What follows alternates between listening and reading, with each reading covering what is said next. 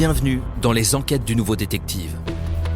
Le Nouveau Détective, premier magazine d'enquête sur les grands faits divers, et Engel présente Meurtre à la prison pour femmes, une enquête de Christophe Guérat. C'est connu, la prison se transforme souvent en un huis clos explosif. Surtout quand dans une cellule de 9 mètres carrés, l'administration fait tenir 2 lits, des toilettes, un coin cuisine et fait cohabiter des détenus violents. C'est le cas de Caroline Decloître. À 34 ans, cette jeune femme à la silhouette menue qui s'installe dans le box des accusés de la cour d'assises de la Loire est jugée pour meurtre. L'accusée a toujours eu 2 visages.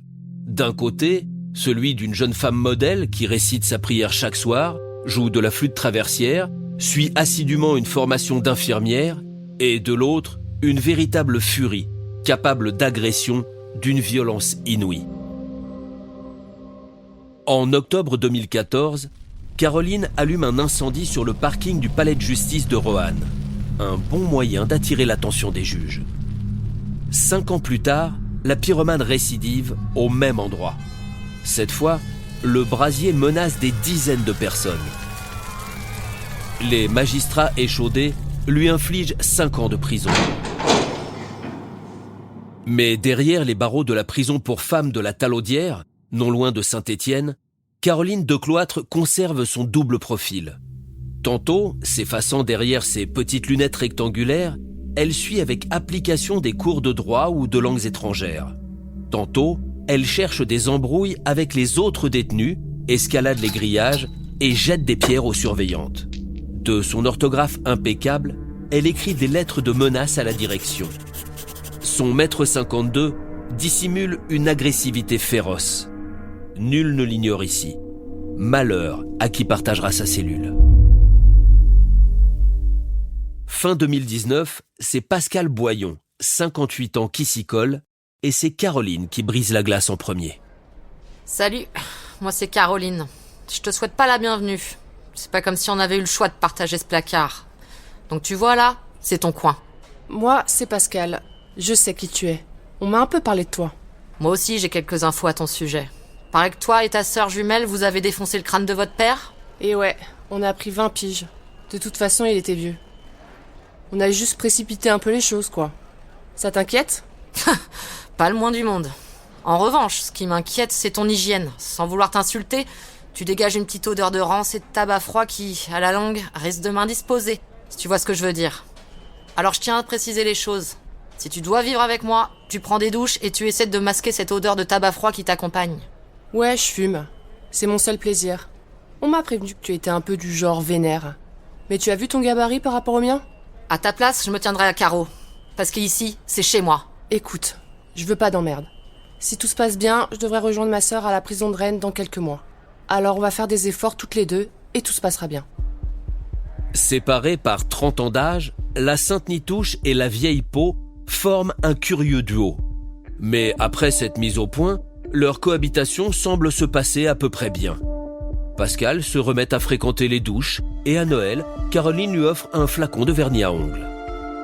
Le 24 février 2020, elles cuisinent ensemble un plat de spaghettis bolognaise. Une soirée amicale en somme. Sauf que Caroline a déjà prévu de tuer Pascal. Pourquoi ? Pour pouvoir jouer de la flûte en paix ? Parce qu'elle ne supporte plus le manque d'hygiène et l'odeur de tabac froid de sa codétenue ? Ou plus simplement parce qu'elle ne parvient plus à réprimer ses pulsions sadiques ? Quoi qu'il en soit, le dîner à peine terminé, Caroline saisit une poêle et d'un coup violent assomme Pascal. Profitant de son inconscience, Caroline lui entaille la gorge à coups de rasoir. Et comme Pascal s'accroche à la vie, elle tente alors de l'étrangler avec un drap roulé en torsade. À plusieurs reprises, la vieille reprend conscience, se débat, mais Caroline serre de plus belle jusqu'à ce que le corps de sa victime se relâche. L'agonie est interminable. Enfin, à 23h, la meurtrière donne l'alerte, tentant de maquiller grossièrement la scène de crime en suicide. Gardienne ! Gardienne ! Venez vite ! Pascal s'est pendu ! Les surveillantes trouvent Pascal Boyon la langue pendante au pied du lit, morte. Caroline prétend n'avoir rien vu. Elle dormait quand l'autre s'est suicidé. Sauf que les hématomes, les blessures au rasoir, les traces de coups sur le cadavre racontent une toute autre histoire. Caroline est vite confondue et finit par avouer. À son procès, 3 ans plus tard, ses explications sur le crime restent floues. Dans un premier temps, Caroline prétend avoir tué Pascal Boyon parce que le ménage n'était pas bien fait. Puis elle s'est accrochée à une version plus humaine de l'affaire, selon laquelle elle aurait agi par compassion pour mettre fin aux souffrances d'une femme déprimée. Une version totalement contredite par la sœur de Pascal. Pascal n'était pas du tout déprimée. Elle devait bientôt me rejoindre à la prison de Rennes. Sa plus grande hantise, c'était de mourir en prison. Et voilà, c'est arrivé. Et je n'ai même pas pu lui offrir l'enterrement qu'elle aurait voulu, avec des fleurs et des chansons. Caroline sent que son histoire d'euthanasie ne tient pas. Alors, elle sert un nouveau récit aux jurés. Bon, ok, très bien. C'est vrai, j'ai menti. Et je vais vous dire la vérité.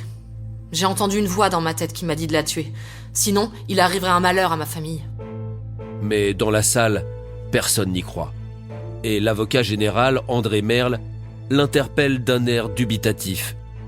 Mais pourquoi ne pas avoir évoqué cette voix plus tôt ? Mais parce que je voulais pas passer pour une folle. Cela aurait pourtant mieux valu pour elle.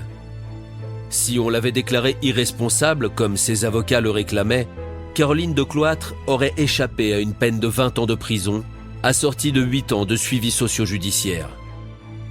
Est-ce que l'administration pénitentiaire prendra désormais la précaution de la laisser seule dans sa cellule ? Rien n'est moins sûr.